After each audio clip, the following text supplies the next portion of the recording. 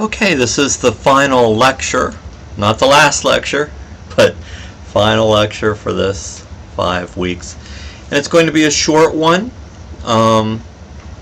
basically talking about the counselor's own grief. Very last chapter, chapter 10, you can do on your own. You can read through that. You can discuss it in the discussion board if you like. But chapter 9 is really the final educational chapter for lecture. So let's look at a few things. First of all, what do counselors do if they cannot help the individual, or that help can only go so far? How should we react to that? First of all, I think that many times grieving can lead to more severe diagnoses, especially if there's been other things that have been experienced along with the loss of a loved one. For instance, one of my clients was held as a hostage at gunpoint. Another client, many clients lost loved ones to very traumatic circumstances. Perhaps somebody was in the military and lost people they cared about in battle, an armed conflict. So perhaps a police officer or a firefighter lost a colleague that they were close to in the line of duty. And there are countless variables that could go into this.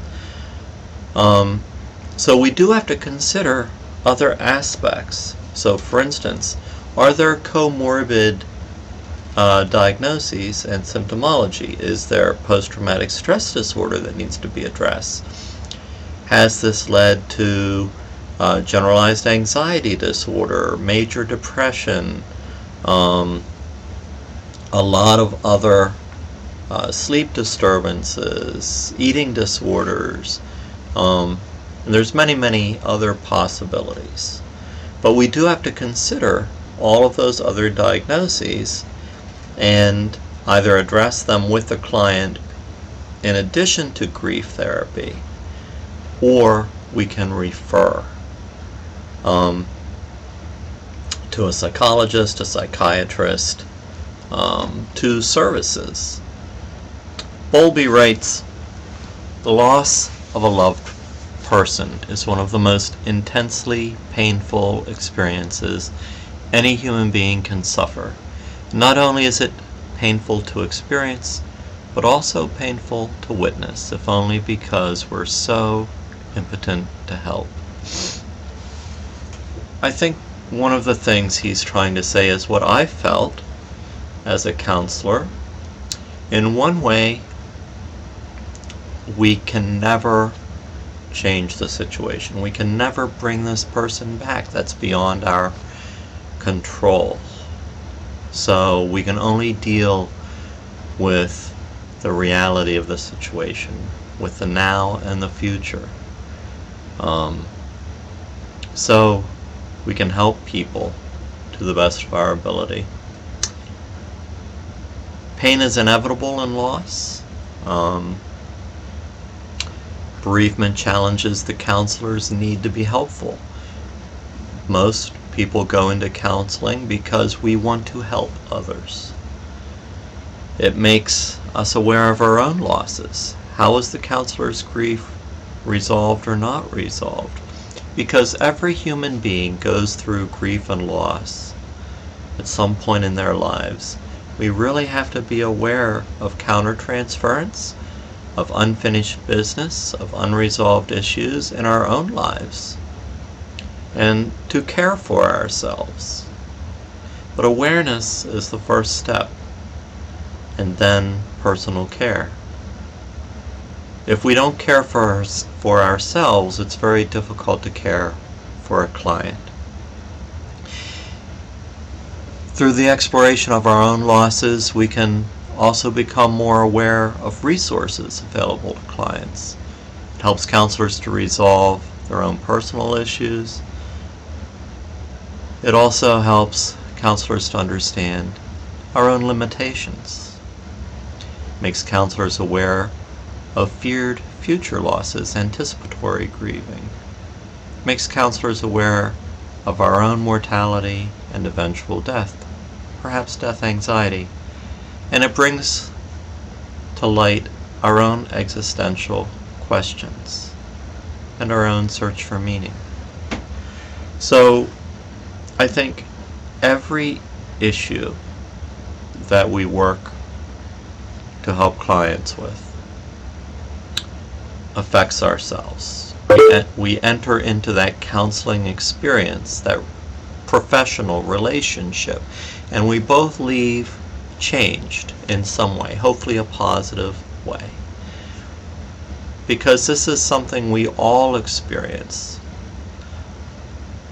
It's much more tangible to us. Stress and burnout, 3 guidelines for counselors working with dying patients. Know your personal limitations regarding how many patients or clients you can work with and be attached to at any given time. Practice active grieving when a patient dies. Don't try to suppress it or repress it, including attending funeral services. The counselor should know how to reach out for help and where to get support. And I think this is very important, especially if you become involved in hospice work, or working at a hospital, or working with the elderly or terminally ill.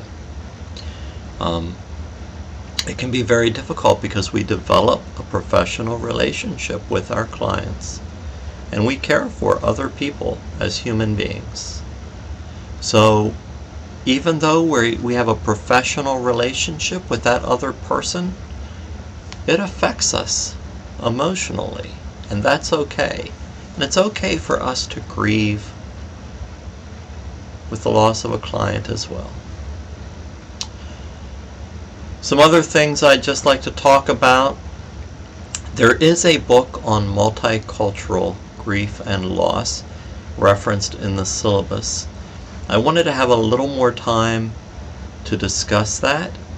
I think perhaps one of the most important aspects is the combination of cultural belief systems that we might not be familiar with and cultural rituals surrounding funerals and mourning. One thing that I do is I try to do research about any culture, but I think the most important thing is to talk with the client, to let them know that I want to learn about their cultural belief systems. I want to understand their rituals surrounding funerals and grief and loss, and as they share their culture with me, I'll grow as well. But we'll also begin to develop a trusting relationship with one another. The client will know that I care and that I respect their culture, and that I am open to learning about it as part of the healing process.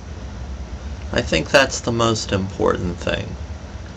And we go into this a little more when I teach multicultural counseling as well.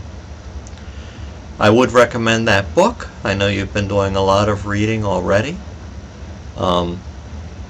but it's a good book. Okay, I do hope you enjoyed this course and that it helped you in some way to gain a better understanding of grief and loss. Thanks.